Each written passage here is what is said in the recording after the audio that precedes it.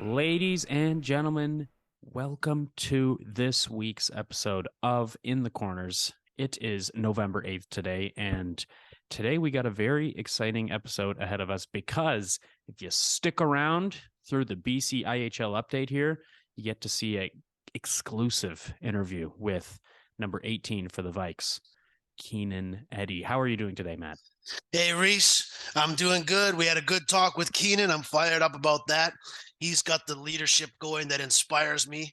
After this, I'm going to go shovel some snow, take out the garbage, do all my list of things to do. Yep. Big fans of Keenan and the Vikes, and they're back after a big trip. Yep. Big Pumped trip. up to be And here. where were they? They were in Oregon. If you guys were, staying tuned the last episode, we went over a little bit of a preview for that game. So we were excited to just see, we didn't look ahead, at least I didn't look ahead the schedule. So I never knew that they were going to play such a legendary school in the It sports was. world. But they head over there and they played last Friday on the 5th of November. And the result was a 2-1 loss for the Vikes, which is obviously not the best, but there's a little bit of storyline in there, which, again, if you want to know more about that storyline or you want to know a little bit more details or at least a personal experience from it, you can stay tuned for that interview because we got a lot of inside information from Keenan. So, yeah. They poured a lot of shots on in that first game. They, Is it 60 or something? yeah, the Ducks had this player named Madge. He was a net for them. The Vikes were a little snake bit on the power play. They just couldn't get the pucks in there. Eddie talks a lot about that comparing the two games. Yep. They just probably deserve to win that one, but give a little home ice advantage to the Ducks in that one. They For won the sure. first game. And it is worth mentioning, since it is the BCIHL show, that doesn't have any implication on the standings. It's just kind of like it's like a friendly. It's like an exhibition, mid-season exhibition. So just let you know. But in BCIHL action, the Okanagan Lakers faced off against Logan Lake Miners, and they took a 6-3 away victory in Logan Lake. Yep. I think the Jaden Little, the goaltender for the Lakers, he had 24 shots on goal, 3 goals against. So not the worst night. Not getting pelted by those shots, but the goalie for Logan Lake definitely got his fair share. 37 saves, 6 goals against, and he didn't seem to get pulled. I guess they kept him in the whole game. It probably wasn't. He's the workhorse. He's on my dream team. Yes, that's true. That is very true. He is on your dream team. If you tune into last week's episode, you could see what that was. But if you look at that, here's one detail that my great partner Matt pointed out: 33 penalty minutes for Logan Lake. I mean, if we're looking for a reason, you don't have to point to, Elliot Friedman to give you a true analysis of that one. I think just stay out of the penalty box a little more, and maybe some of those goals don't happen. But again, we weren't there, so there's probably many intangibles that affected that result. Logan Lake, that was their home opener. They showed up hot. They led after 2 periods, 3-2. The Lakers put up 4 goals in the third period. I love to see it. But shout out to the Miners, but they had it right there for that victory, right? Maybe they'll pop up and get them in the next one. Maybe there's a little rivalry brewing there in the that part of BC. Right. Some entertaining action. Nemeth, 2 goals, 1 assist, and Taransky with 2 goals as well. And that'll be 4 wins, 9 points in 6 games. So they're in second place. Am I wrong? Right? They are. The Lakers are on a run. They're on a run. They banked up some wins here. They've played more games. I'm just comparing them to the Vikes. The Vikes have 3 regular season games in the books. These guys have 6 or at least. So Lakers went on a run a bit, putting money in the bank. Good for them. Yeah, no, you love to see it. And going back to the thing I've reiterated almost every episode, this standings is going to be close. Obviously, if you're looking at it right now, if you're looking at it at this point, you might not, believe that because you're seeing, Vikes go on 3 and you're seeing Logan Lake go on 4. But these games that they're losing, they're not exactly blowouts. They're not exactly toss-ups. So, like Eddie says in the interview, things could change. And I don't think we're seeing the full scope of each team. Maybe a fast team right now is riding a little hot. And maybe once the season comes to an end, might not have that energy left in the tank, So going to, it is a unexpected season when it comes to, these standings. I think it's pretty well up in the mix. Everybody thought SFU run away with it, but it's not looking that way. Kind of rooting for the Miners there to knock off the Lakers. Maybe it'll happen. Maybe it'll happen. But if we're moving on to Saturday, UVic obviously got another chance, got another kick at the can against the Oregon Ducks, and actually took a win, a 5-2 W. And what did you see from that, Matt? What's your takeaways from that W? Well, I sat down and watched the game. The Vikes, a little snake bitten on Friday night, but they found their mojo in that second game. Let's talk about it. First period, the Ducks scored first. They had Drapeau playing in net. 1-0, 5 minutes in for the Ducks. Drapeau made some saves when it was 1-0 to kind of keep things good. They had a disallowed goal. That was the thing from the weekend is the Vikes had 2 disallowed goals, one in each game, that were kind of at key moments. Right. So good job by them for sticking with it. They had a disallowed goal at 1-0. Then Braun scored, make it 1-1. He got 2 in a row there. I can't remember which one was where this ends off, where the first period ends off. But the Vikes scored 4 unanswered. So it was 4-1. That's the first and second period. Right.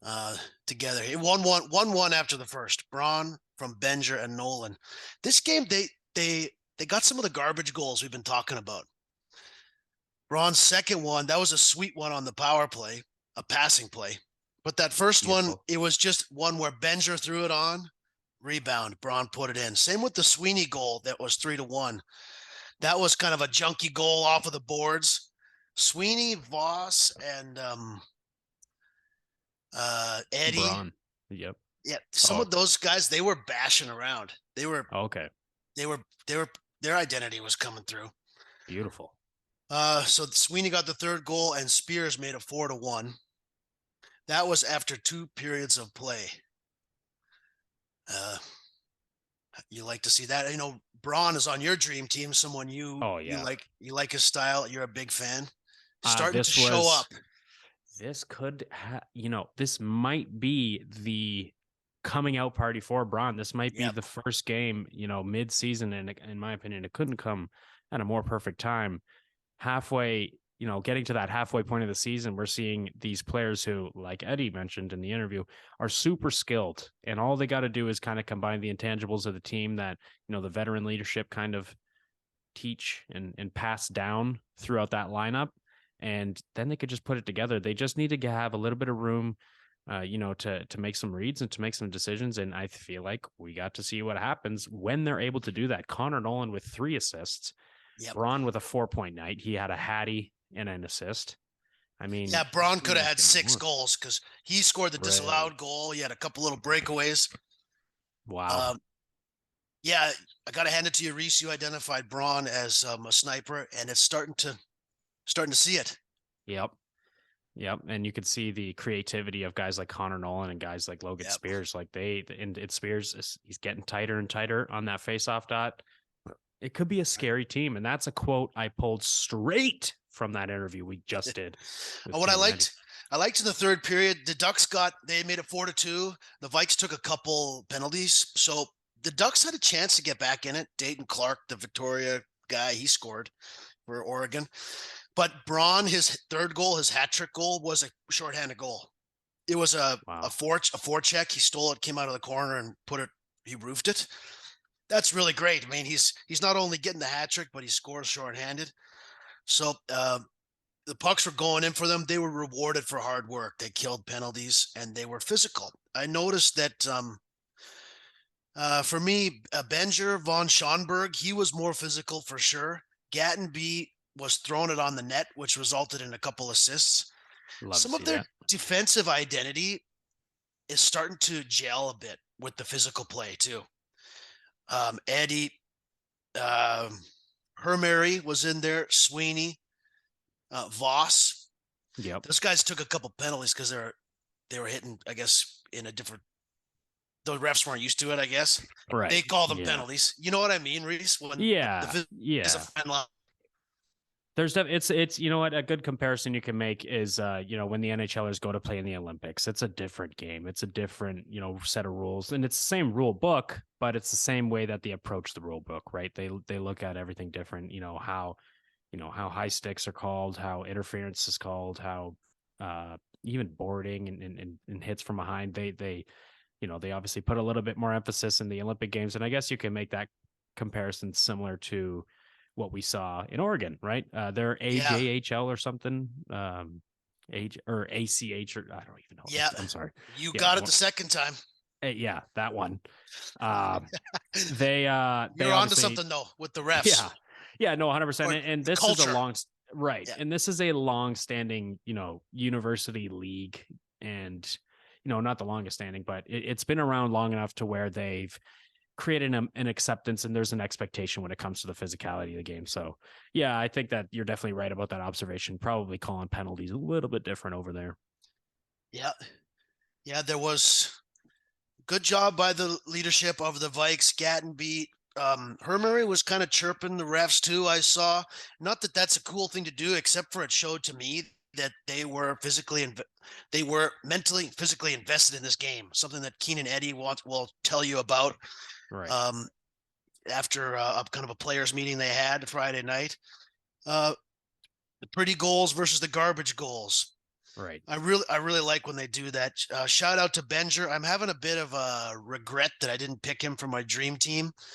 I really liked him. Whenever I see a play from the Vikes, I'm like, oh, that's a good play. Who was that? It's lots of the time it's Benger, number 2. He's the deuce back there. He passes it up along the wall. They break it out. He throws it on net. Spears is there to get it, or Braun. So I'm pretty fired up on the defensemen for this game. Obviously, they won. They only gave up 4 goals this whole weekend. The goaltending was great both nights. Pilon was good the first night. The Ducks, they had a lucky goal. I don't know. I'm really going on a roll here with these Ducks. They're going to come up and play against the Vikes, in the new year. I didn't even know that. That's insane. Is it so it's a home game? Yeah. Wow. So you're saying right now that Reese Savoy and Matt Good are going to be calling a game with a absolute legendary school. We should that again. Yeah, let's check that. Let's fact check that for the next show, because you're making me nervous here. Yeah. Gatton B got in a bit of a scrap. The Ducks broadcast team, they're good. I like them. Oh, but yeah. They were going off about how Gatton B was gooning around, and they were overreacting to a little scrap, which I thought was pretty funny. So we got to give a shout out to them. Good job, guys. And I love it. Gatton B showing a bit like they want to start winning some games, Yes. Like they're a good team, but they want to start things. They want things to go their way a bit more, Yeah, they want the result to reflect their effort. Yes, that's the way you can put it, right? So, and I definitely think it's yet to come. I think one thing that the viewers here will hear in that interview yet to come, once we're done with our little roundup here, is that the mentality is strong. There's no negativity at this point in that locker room. Well, I'm sure there's some, but the negativity is taking a sideline to the optimism. I think they all know that they're capable of a lot more, and they're capable of proving that these results that you've seen in this first 3 games for the Vikes is not going to be, it's not going to implicate how they're going to play for the rest of the season. And it's definitely not going to tell you how they're going to play if they get into those playoffs, right? As soon as they get into the playoffs, it's a different landscape. It's a different, set of rules. It's a different, gamble when it comes to, from your effort to the result. It's all gonna, it's a different competition, right? So anything can happen. We can see that in the NHL. We can see that in the BCIHL, any league. When there's a best of 7 series, you really know, you never really know what's going to happen. And in our case, it's only 1 game. They only do the 1 game for the playoffs. So it's going to be interesting to see. I think this team is capable of a lot more, and I think we're yet to see the best from them. Yeah, they got SFU'd a little bit. They lost the first 2 games against the champs. That'll happen. Lakers got them for that first one. They'll have time to show the rest of the league who they are. Exactly. This trip, I think, does them good to look at the, Keenan's going to share this but just who they are as a team to come together, and we're going to see it. We're going to see it, how the Vikes grow. Yes. And then in we'll real see time how the results are. Right.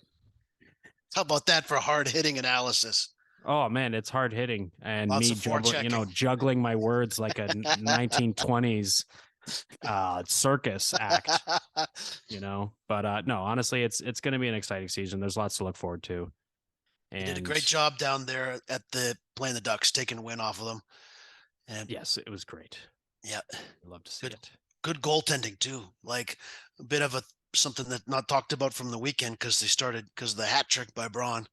Yeah, Pilon had a good game. The Ducks goalie on Friday kind of stole the game. Okay. Wasn't Pilon's fault. He stood tall.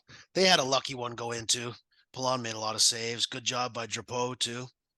Yeah, I think that was good. You mentioned Pilon was playing well during the game on Friday, and it was good news to me. I love to hear it. I think he's capable. I think he's a very good goalie. I think he's one of the better ones in the league. But if we're being honest, if we're looking at the last couple of results, not the best. It doesn't look. I don't think it's, again, kind of like the Vikes. I don't think it's indicative of what this team truly is capable of. So just like the Vikes, I think Pilon will take a little bit of time to cook, and you'll see a really good result in the end. Yeah, I think so too. Good. Even though they lost the game, a really good game for him. Exactly. And Drapeau too. There's power plays towards the end of the game. He stood in there. Yep. There we go. That's a good breakdown of the Vikes 5-2 win over the Ducks. That game was played in Eugene. They were pretty rowdy down there, party atmosphere. They were screaming, and I think they were throwing lumber and wood and bottles, and it was like a barn party in there a little bit, I saw. And honestly, that is just a reminder of the level of school spirit and just passion that Americans have for their colleges. I'm not trying to compare, UVic to Oregon, but the point is every school can have school spirit. Every school can have passion. And just as a quick message, for anybody who either followed or paid attention to the game that the Vikes had in Oregon, you see what that type of passion was? You really can have it here. You can. I know we don't have a barn like them. We don't have a big arena and we can't fit it. But the point is win or lose, what do you got better to do on a Friday? Let's be honest. Probably nothing better. Come out, support the team. No offense taken. Right. And there's not, it's only 7 to 10. So you go there, you get, you meet up with some friends, that nice cold arena, you're all bundled up in your nice jacket, which is great if you're going out later, right? You don't want to be in a hot place. You don't want to be all sweaty before you're getting to the party or whatever, or to the bar. You get there, you watch a great hockey game with some great music, even better announcer. Hey, nice. Shout out to our announcer. I wish I remembered his name. I'll find out. Great guy. And, Super. It's just, it's we're they're light years ahead when it comes to, because if we're being honest, hockey's not probably the biggest focus at the University of Oregon. I'm sure not everybody's talking about the hockey team. So the fact that they could still fill that arena as much as they did and get as rowdy as we could hear, it just says something, right? It's night and day compared to what we got here. And obviously their population is a lot bigger than ours, and that's definitely a factor, but I don't think that takes away from the fact that we could be a little bit more passionate here in Canada with our schools. Well, Reese, you're inspiring me. I never knew you to be such a hype man. We got to get the DJ booth set up for you and say, I know, come on, Vikes fans. As I'm commentating, I'll be like, sorry, ladies and gentlemen. Maybe we'll take some calls from Ted from Bean Fate during the game. And shout out. And no, but that's true. But the Vikes have a lot going for them. And I'm speechless, man. I'm speechless. Yeah. I think all we have to do at this point is get them ready for the fantastic exclusive interview we had with Keenan Eddy, which is going to transition right as we're done here. So I'd just like to say thank you so much for tuning in to this episode of In the Corners. You'll hear me say this, I think, 3 times in this whole extended video, because I also say it at the end of the interview. But thank you so much for tuning in. It's been Reese Savoy, Matt Good, the UVic hockey broadcast team, and we are going to slide you right over to see that great interview that we recorded with the assistant captain of the Vikes, Keenan Eddy. Thanks so much, everybody. Great job, Keenan. All right. Yeah, it was a great trust me, you guys are going to love it. All right. Have a good one, everyone. All right, ladies and gentlemen, thank you so much for tuning into this episode of In the Corners. We've got a lot of interesting stuff to go over in BCIHL news, but more importantly, we got ourselves a special guest. We've been trying to get a couple interviews for the last couple of weeks, but finally we landed one, and a great one at that.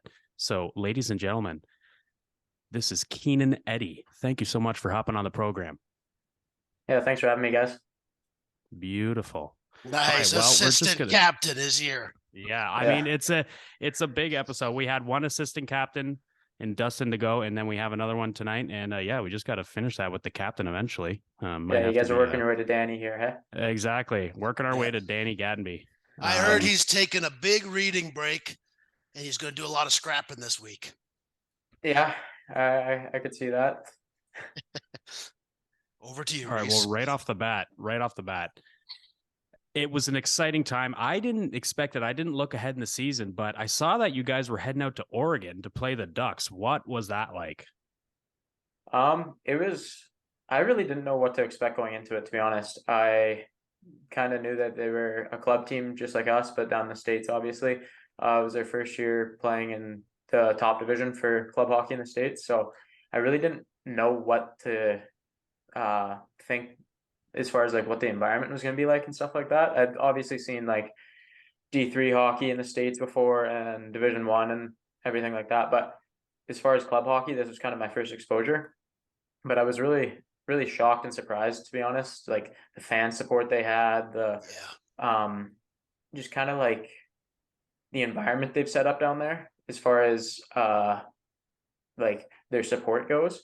We were going out to dinner the night before our first game, and there was posters for like our game up at the pub, like near the campus and stuff like that. So it was nice just seeing they had like the word out, and like a lot of people like were driving by, they'd see us all in our jackets and stuff like that, and either be like, "Oh, like we'll be at the game tonight," or "You guys suck," because they were Ducks fans. So like you love to see it. It might be a little offensive, but you love to see it. Oh, it's fantastic. It's way better than being in a place where there's no support, right? And you guys are just essentially having a scrimmage out on the ice. So right. Yeah, Matt, I'll let you take the next one. We'll just go shot for shot here. Okay, you got it. Okay. Keenan, so how did the style of play differ from the BCIHL games? What was the team like, the Ducks? Yeah, I think they shocked a lot of us, especially in the first game. We didn't know like a ton about them, really. We'd watched video on them a couple times, but as far as like the speed and skill level that's out there, it's really hard to kind of tell that from video sometimes. But just compared to the BCI, it was maybe not as fast, but they really like kind of shocked us, I think, with like how structured they played. I think for the most part, it was our emotions kind of being in the environment got a little bit of the best of us in that first game. As you see that we dropped that 1-2-1. I think we had like 60 some odd shots, but we didn't really get the quality of shots that maybe we'd like to get. We had a ton for sure, but a lot of them were outside. They did a really good job keeping us to the outside and kind of staying to their system, even though it was obviously an exciting game for them. Got both anthems played, like the crowd was cheering USA before the game started and stuff like that. Wow. So I think they did a really good job just like handling their emotions, and just as far as your question goes, compared to the BCI, I like not as fast, but they really surprised us with their skill. I think that was something we didn't expect. What was the difference between the first game of your scoring chances? You said you were kept along the outside. What was the difference in the second game? You guys put up 5 on them. Yeah. Well, I mean, we have Riley Braun and Logan Spears to thank a lot for that. Those guys are just tremendously skilled. I think that style of play really transfers to their type of game. But the difference in the first day to the second day, we took our time with pucks more. we weren't just like getting the puck and kind of letting it shoot off our stick right away, or like just making the first play that we saw. We were taking a little bit of time and like making sure that maybe our shot from the outside wasn't the greatest chance, and we actually had the opportunity to take it to the middle and get shots from a better angle. And so I think once we started to do that and realize that, hey, like, let's calm down a little bit, like not let the emotions, not let the fans get to us, and just stop gripping our stick so tight, we all kind of relaxed and got better opportunities, and just like maybe not as many as the first game, but the quality was way higher. Yep. What do you think, Reed? You want to hear more about this Oregon trip? Yeah, well, I guess kind of the last thing I'll ask was there any interesting memories or cool stories that came out of the trip, or was it just your standard get on the bus, get to the hotel, play the game, so on?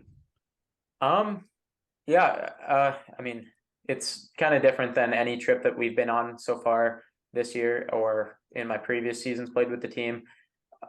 Going to a school in the States, that's completely different environment, right? So right. it's crazy to see that the money that kind of gets put into their sports programs and stuff like that. We went and did a tour of the school on the first day, and just saw their gym, saw their basketball court that they have down there. It's one of the best in the US, I believe.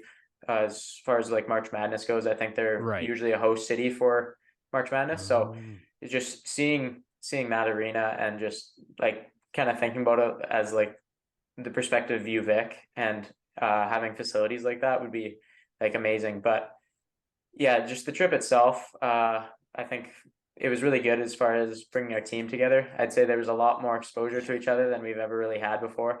Obviously, we bust down there, so spend a lot of time in like close quarters with all these guys, and people are always cracking jokes, and you see everyone's character a little bit more, like find out who guys are, because when we're playing at the rink and stuff, you can come in, check in, kind of skate on the ice, and then head off, and not really spend as much time with guys, depending on how much guys like really enjoy being at the rink or what their schedule is and stuff like that. So I think it was really good for that. But as far as just being different than any other trip, I think it was a lot more sightseeing than we've really done so far this year. Makes sense. That is a legendary college, definitely a long tenure, and it has a huge place in March Madness, and obviously football as well. So did you guys get a chance to see the stadium?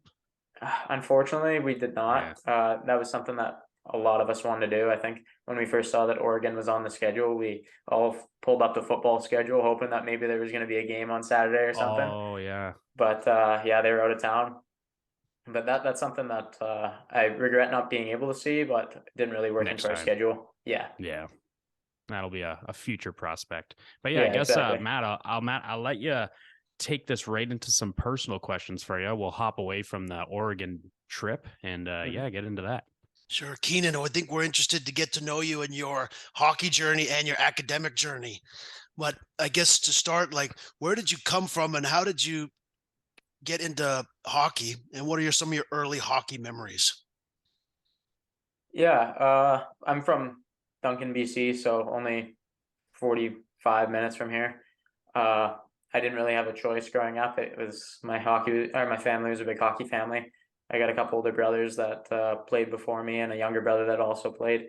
And so, and my dad was also a big hockey fan and played a long time, played his entire life. So starting out there, I actually started playing in Lake Cowichan and lived there till I think I was 7 years old, and then ended up moving to Duncan's pretty much essentially just for hockey. We weren't able to play for the Duncan teams while we were playing or living in Lake Cowichan. So my family kind of packed up and we're like, all right, we'll move half an hour down the road just so we can play on better teams and actually improve a little bit. So from that point, played for Cowichan Valley Minor Hockey. That was just, it was really good experience, or really good time. I had a really good year that I grew up with. We had a lot of good players, and fortunately that allowed us to go to provincials multiple times, which is obviously kind of rare for his association with like such a small community as Lake Cowichan. So that was a great time. We hosted provincials and ended up coming third one year. Another year we qualified in our own and just, I don't know, didn't have the greatest success that year, but it was still a fun experience. And I ended up playing minor hockey in Cowichan Valley till I was 15. And then when I was 16, I got the opportunity to play Junior B for the Kerry Park Islanders, where I got to play with my brother and spent a couple years there. Oh, cool. Yeah. And then after playing in Kerry Park, I went out to the NOJ for a season and played for the Sioux Thunderbirds out there.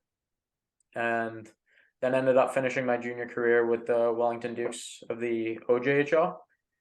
And in my year there, we had a ton of success, a little bit of ups and downs at the beginning of the year, but it reminded me a lot of our team now. We struggled to kind of find it at the beginning of the year. We had a lot of new faces, and by the end of the year, we ended up kind of pulling it together. We went into the playoffs as like the 4th seed in our division and ended up making it all the way to the league finals, where we unfortunately lost. But it was just kind of taught me a lot about like just how things can change in the course of a season. Like obviously the BCI doesn't have as long of a season as I get in junior, but just once you find that connection between all the guys, you can really go a long way with just teamwork and kind of the chemistry you build. 100%. Yeah. Great answer. And I just kind of wanted to follow that up with a little bit of a NHL based question. What were the teams or the team that you grew up supporting, and who were your favorite players growing up? See, this is probably going to be terrible since I'm living in BC and on Vancouver Island, but I didn't really have a choice. My dad was a big Bobby Orr fan, so I was born and raised a Bruins fan. Wow, And nice.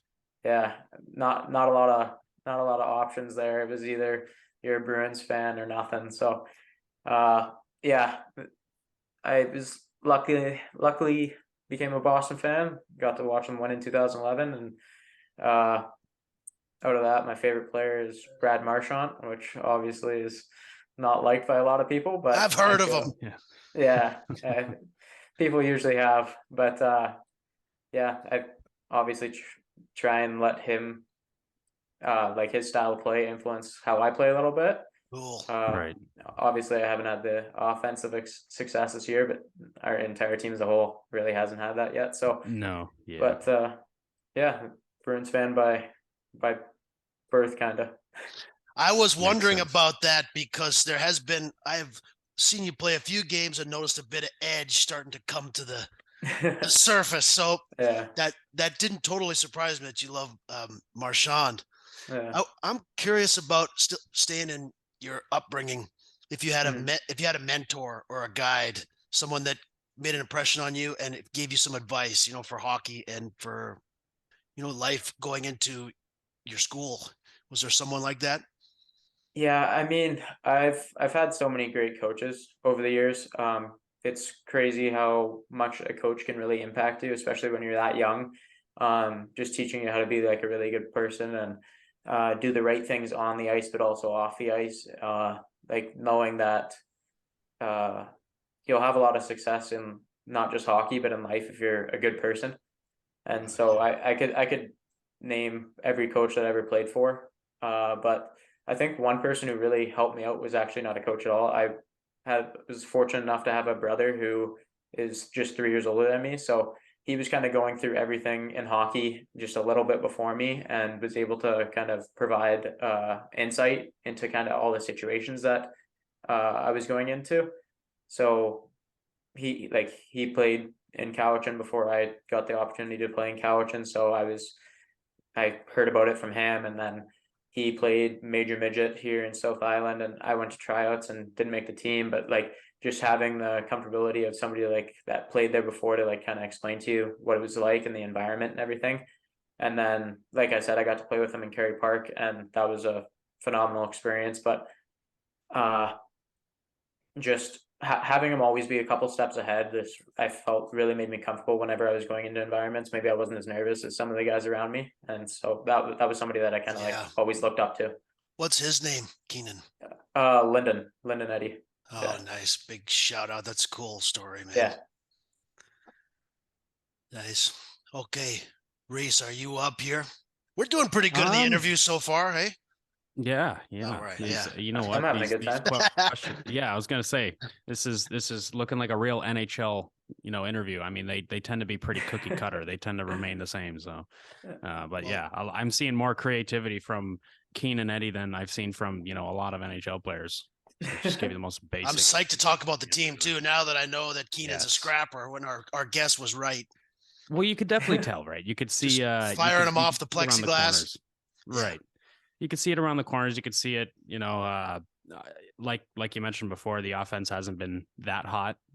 It's but I think it's just like, I think it is coming. I think when you combine the mentality of players like Eddy and players like, Hermary and the guys who are, had a couple years on the team, it's going to spread out and kind of set an example for guys like Braun and Spears who are super skilled, but they probably just don't, just due to experience, they don't really get the ins and outs and, how to deal with adversity, as much as these other guys. So I definitely think it's yet to come. But my question was, how was your experience playing in Ontario? What took you to Ontario? To be honest, I played when I was 8. I played in the NOJHL when I was 18, and to be honest, just didn't have like the greatest experience out there. I ended up out there. Randomly enough, I am Aboriginal and played for Team BC in the National Aboriginal Hockey Games, and they found me from there. But well, they actually found me from, I was on this Aboriginal hockey TV show called Hit the Ice. Oh, cool! Wow. And yeah, it's on APTN. I think every once in a while you'll still see an episode from my season come up, but yeah, they ended up finding me from there, and went out there, tried it out. Wasn't really my thing. I wasn't really made out for that league. It's rather like spread out, a lot of travel. Northern Ontario is cold, as you guys can imagine. Oh yeah. It just kind of wasn't the greatest season for me. But then I came back to Curry Park for a year, and at the end of that season, when I was 19 years old, I was kind of just looking for a place to play. I was like, I know I can play junior A somewhere. And I just happened to be watching the RBC final, and the Wellington Dukes were playing against the Chilliwack Chiefs in the RBC final. So I was like, hey, whatever, that if they're in the RBC final, the national championship, they must be a pretty good organization. So fired them off an email and said, this is who I am. Here's some highlights, my points from the last few years. And they told me that I wouldn't be signed or anything, but I could come to camp. So I kind of gambled on myself a little bit and bought a plane ticket one way out to Ontario and made a team. So that was that's kind of how I ended up out there. It was a great experience. Probably the best year of hockey I've ever played in my life. So I'm really fortunate for that opportunity they gave me. The Dukes one, you mean? Yeah. Yeah, the Dukes won, Wellington Dukes. Right on. 49 games played, 76 penalty minutes. Yeah. 21 points. Yeah. Yeah. The Dukes. Gotta love it. You do. DeGo played over there too, right? In Northern Ontario. So did one guy off of the Ducks. Did you know that guy? Dylan Clarkson or something? Man, I got the name wrong. But yeah. Do you see many guys from over in that league around here? Yeah, there's a few. There's a league very close, the SIJHL, which Stratton Pickett played in and stuff. Okay. So those guys and the NOJHL guys, there's a lot of trades between those two leagues. So guys that have played in one sometimes know guys that have played in the other and stuff like that. So I see guys that I might not necessarily know, but I know a guy that played with them who will text me and be like, oh, you're playing against my buddy and stuff like that. So yeah. It's very cool. And just kind of going off of that Ontario question, what was the process of you becoming a Vikes player? How did you get to UVic? Well, to be honest, I kind of just emailed. I knew about the team. I think there was, I can't even remember how I ended up finding out about the team. Maybe just growing up in the area, but I ended up sending an email to Harry just saying that I was looking for a place to play. I had like Division 3 offers in the States, but I really just kind of wanted to be at home at that point after being out in Ontario for a couple of years.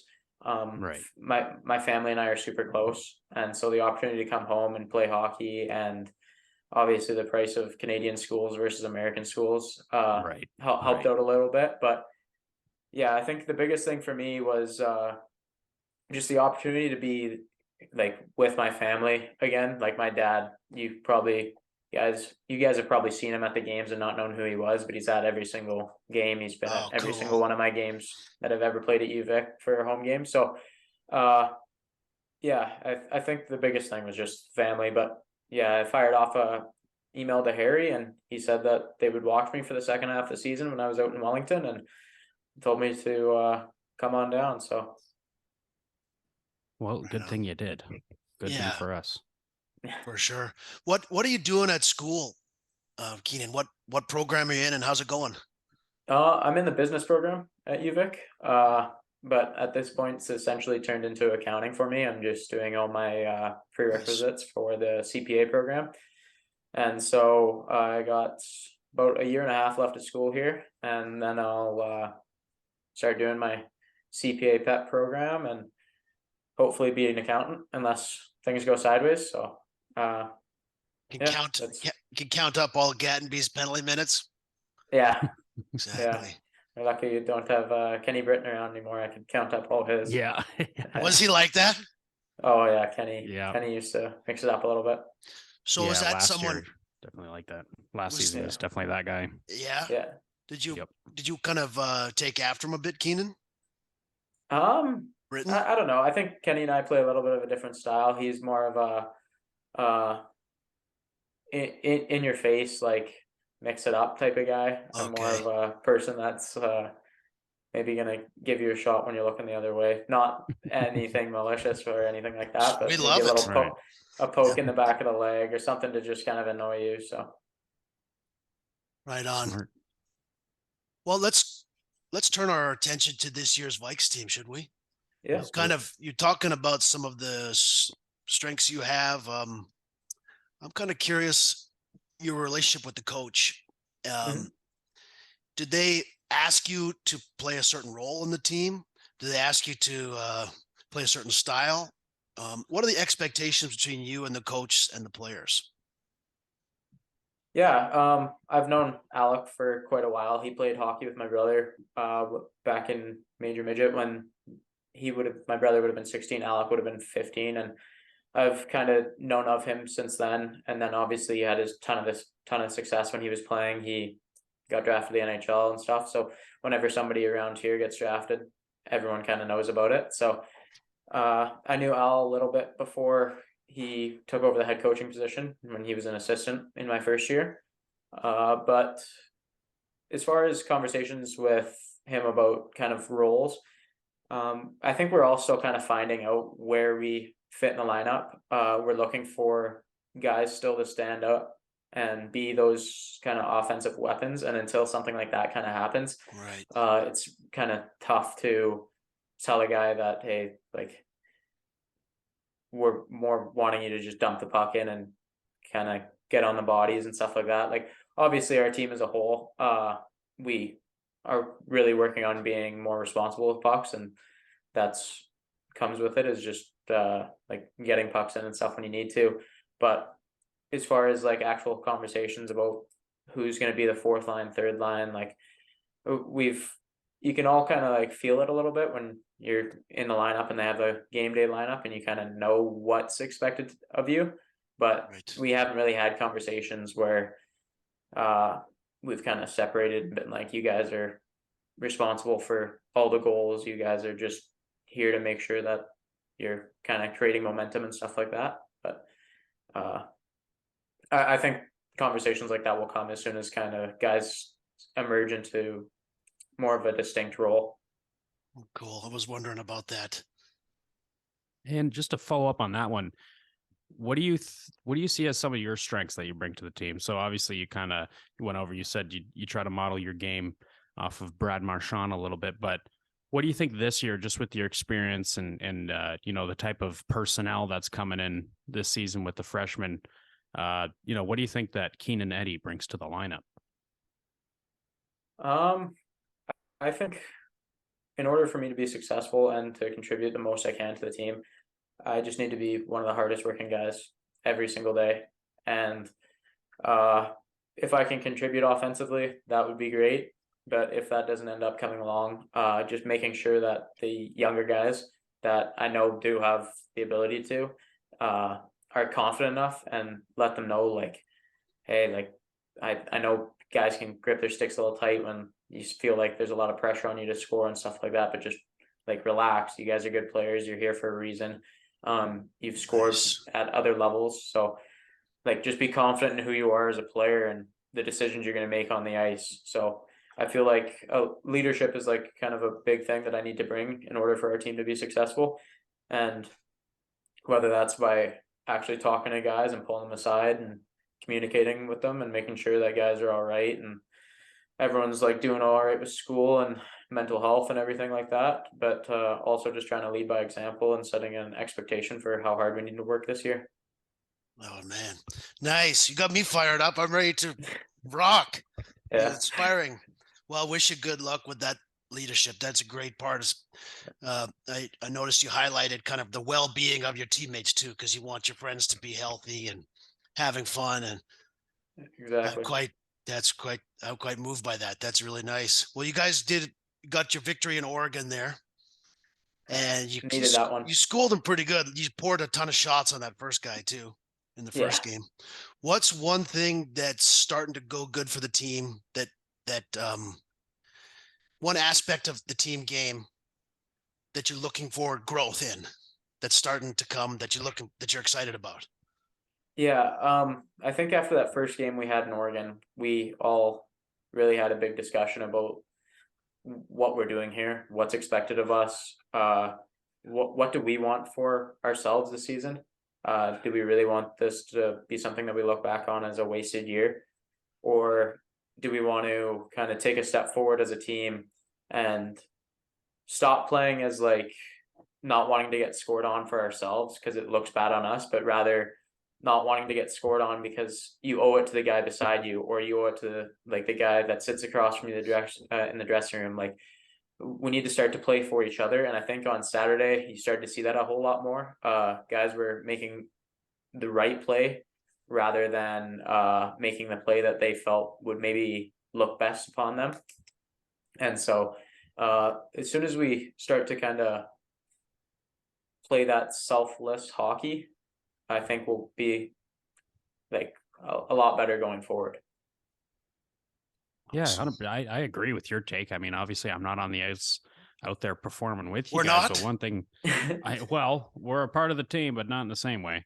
No, just, I feel like when things get a little hard, it seems like everybody's just trying to escape the blame a little bit. Not that anybody's, making selfish plays out, completely, but I'd just rather say, like, when the pressure's on, when the puck's moving good, and when just the simple things go well, that's when you can just see the skill of guys like Spears and guys like Braun show, right? Because all those, when you take away the basics of hockey away from them, they can start focusing on making reads, they can start focusing on trying to get a little creative, but not creative where it's out of fear. It's like, oh, well, I don't know what to do. We keep trying this. It didn't work the first time, so let me just try this, and it's a giveaway, right? So, yeah, like, that's one thing I like a lot about this group, is that the veterans are very, I'd say they check all the boxes for the basic hardworking player. Like in that top six, that they cycle, they move as fast as they can. They're working hard in all the tough areas. And then once that skill line comes in for the bottom six, like, like I said, guys like Spears and Braun, they can just come on and come onto a tired line that the vets just kind of tired out, and kind of move the puck around and get a little creative that way. So, yeah. And kind of going off of that, I wanted to ask you, this is a little bit off the script here, but since you played last season, what is something that last season hurt the team really bad and you really don't want it to hurt them this year? What aspect of that? Is it the, how we're moving the puck at D? Is it the work ethic overall? Is it the creativity offensively, power play? What do you think it is?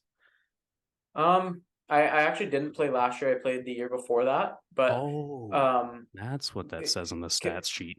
Yeah, comparing that first season that I played to this season, I think the biggest takeaway is really that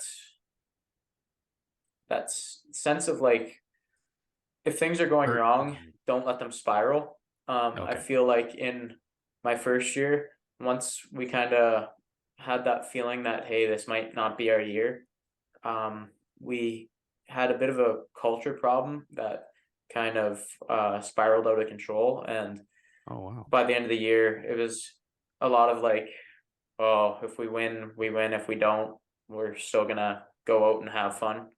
And I don't think that's something that's going to be a problem with this group, but I think me and the other leaders are really going to try and make sure that we have just that will and that compete throughout the season, no matter what our results are. Because it would just be really a shame to let the fact that we've had a little bit of a tough start here spiral out of control and ruin the entire season. We still have time to turn around the ship, and I think that's something that we can do. As soon as we find our game, I think we're going to be a really scary team for people to come in here and play against. So yeah, and for years to come too, right? Like this is a young lineup, at least compared to the last two seasons. A lot of new players coming in, and you want to set, like you said, I don't think you could have said it any better. That culture, if you carry that culture into the, into this season, it's gonna stay in the back of those freshmen's head, and it's gonna stay in the back of the sophomores and the juniors, and as the years goes on, it's just gonna instill kind of a system, right? And that's, when you look at the NHL, one of the best things you'll see about the teams that are constantly contending is there's some sort of buy-in. Like it doesn't mean that it has to be Tortorella hockey where you have to follow everything the coach says and do exactly what he says. If you're a Cadillac, you got to be a Lambo or vice versa, right? Yeah, exactly. It's coming in and having respect. It's kind of what we're seeing with Boston this year. They brought kind of the older culture with bringing back Krejci, and they brought back Bergeron. And what you do is you have those guys in the back of their head, since they've been there for so long, they have this culture and a certain structure in mind. And all the younger players just come in and they buy into it. So I'm definitely seeing that more than I have previously this year with the Vikes team for sure. Yeah, I agree. I think as long as we stay the course and continue to just be like more responsible to each other rather than just ourselves, we'll turn it around. Yeah. Any last ones there, Matt? No, Keenan, thank you very much for your time. Your leadership skill is really evident when you talk about the team. I wanted you to know that. Wish you guys a great season. We'll be watching. Is there one player on the Vikes that is kind of underrated that you're watching out for? Like this guy is working hard and doing a good job. You want to give a shout out to? Oh, underrated. I mean, I feel like you guys' previous guest, Dustin, I feel like we've only seen glimpses of how good he can be.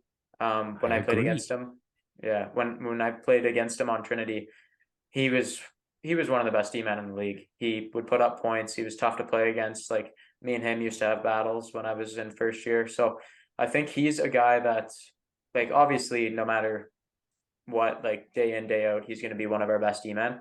But I think he really has the ability to not just be a best D-man on our team, but to be the best D-man in the league, especially if like he's playing some minutes with Danny. Like that pairing should be the best pairing in the BCIHL. Nice. And they have the potential to do that. And I think it's going to come along as soon as one thing starts going well for our team, everything's going to start going well for our team, right? So, but I think Dustin is just he's really due to break out and just become that D-man that I know he is. Yeah, well, obviously Rome wasn't built in one day, so this is the first time they're matched up together, so obviously going to have to let the ingredients mix into the broth type thing. But no, I love it. I definitely think you're right. Watching from the press box, he's always on the puck. He skates great. He's smooth. He's got a great pass, and I like him in the ozone too. I think he can like you said, put up points, and putting him right beside WHL defenseman Danny Gattenby. I mean, lots of good things can come. And I don't think it's the hottest of takes to say that should be the best D partnership in the BCIHL. Nice. You know, just looking at it. And obviously not to take anything away from the other teams. It's just these guys, they really do have great individual talent. So yeah. DeGo does a nice jersey tuck too, which is respectable. Oh, you gotta love it. Yeah. I'm over to you, Reese. Well, we take a lot of your time and we took a lot of your time. I'm glad you came out. We tried, you know, what's funny? We actually tried to get Kenny Britton last week, but yeah, no, he was a little busy, ran into something. So would be nice to get him on one day too, to ask him some of these similar questions that we asked you. But yeah, I really appreciate you coming out. Oh yeah. You know, it's going to be an exciting year. I'm excited. The one thing that I really liked about the Ducks game was, especially when I heard your take on it, just as a last little point here, is that once you guys started to figure out, you know, okay, maybe let's take a little bit of a chill pill in the zone. Let's not, you know, get the puck off our stick right away. Let's remember who we are and kind of make a couple plays instead of, you know, playing panic hockey, and kind of look how it turned out, right? In the first game, it was a very close game, low scoring. And then the second game, you guys just opened it wide up. So yeah. Love to see All it. right. Well, thank you guys very much. I really appreciate everything you guys do here. This podcast has been awesome. I've listened to all the episodes so far. So I really appreciate you guys having me on. Thanks, all right. Keenan. Well, shout out to Lyndon. Yeah. Shout out to Lyndon Eddy. Yeah. Well, again, ladies and gentlemen, this was number 18 of the UVic Vikes, Keenan Eddy, assistant captain. Great interview. I'm glad you tuned in and you stuck around to the end. And yeah, we wish you the best of luck, Keenan. And yeah, have a good one. Thanks, guys. See ya.